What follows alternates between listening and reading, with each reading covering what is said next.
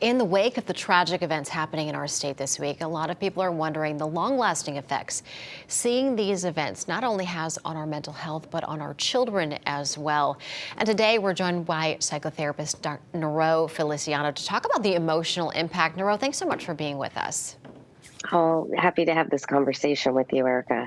Now, this is one of those subjects it's so hard to discuss with our kids because a lot of times in the discussion, they're asking why, and we don't know the why. So what do you suggest?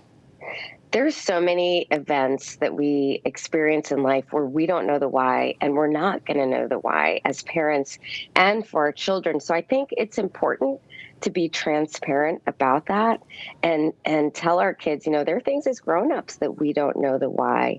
And sometimes the why isn't as important as the what and the how questions. What do you need right now? Mm-hmm. What do we need to talk about as a family?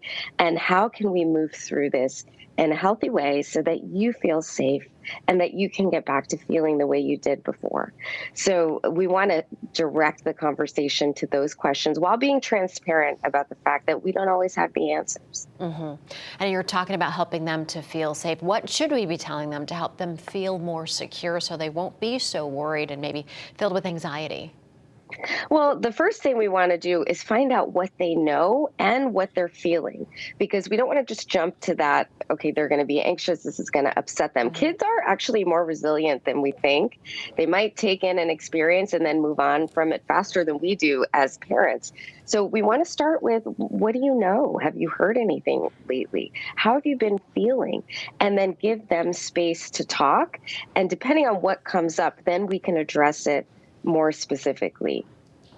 Now, part of the conversation that we'd be having with the kids is the fact that these officers, these heroes, they had families, and now those families are without their husband or their father, and that can bring up a lot of concern and maybe questioning what could happen in their families, right? Yeah. And Erica, I know you're a parent. I have 4 kids myself, and this comes up in different ways for kids, whether it's any loss of an adult. But these types of situations tend to trigger that fear in kids. What if this happens to me? And the one thing that I do that we can do, most of us can do in the professions that we're in, is to reassure them that this is a very rare situation.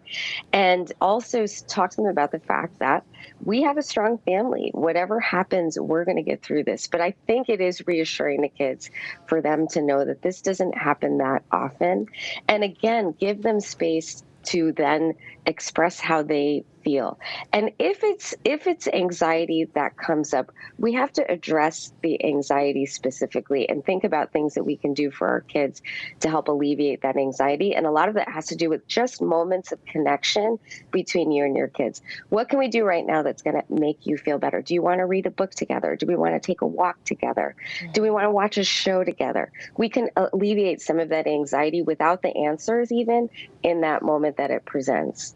And you're talking about professions. It just reminds me that it's another great opportunity to talk about those professions, those police officers, and the fact that they are heroes and what they do every day, and to be grateful to those people. Yes. Absolutely. And gratitude is a wonderful practice to teach your kids, because that too, not only is it a great practice in life to see some of the positive things in life when you're going through struggle, it builds resilience and it uplifts our mood. We know that gratitude increases dopamine. So for an anxious kid, focusing on the practice of gratitude might be one of the best things you can do in the moment. All right, Niro, thank you so much. I do appreciate it. Really helpful information. Hard conversations. I'm happy to be here. But it is a lot of help talking to you. Thanks again.